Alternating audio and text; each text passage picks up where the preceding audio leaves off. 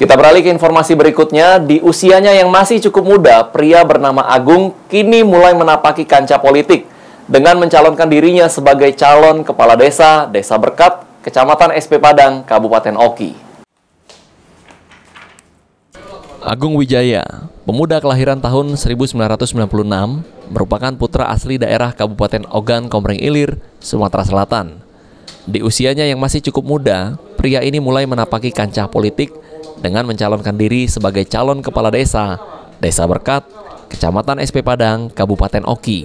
Berlatar belakang pendidikan S2 dari lulusan salah satu universitas negeri di Sumsel, Agung memulai langkahnya untuk mencalonkan diri sebagai kepala desa dan bersaing dengan para pesaingnya yang lebih berpengalaman. Walaupun masih cukup muda, Agung yakin dapat membangun desa untuk bisa memajukan desanya.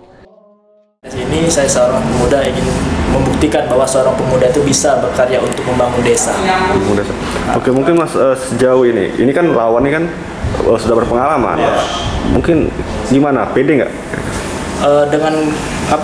Dengan adanya pengalaman kita, saya dulunya sebagai mahasiswa sering ikut organisasi, berpengalaman politik juga ada. Saya sangat yakin bisa memimpin desa untuk lebih baik lagi. Oke, sebagai calon kades termuda nih, mungkin visi dan misinya itu seperti apa?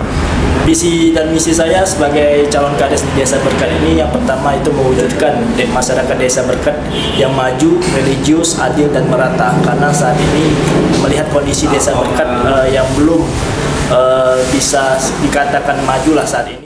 Kini Agung akan melakukan upayanya untuk kemajuan desa dengan kemampuan yang dimilikinya. Dengan kemajuan Desa Berkat menjadi lebih maju. Sandi Pratama, PAL TV.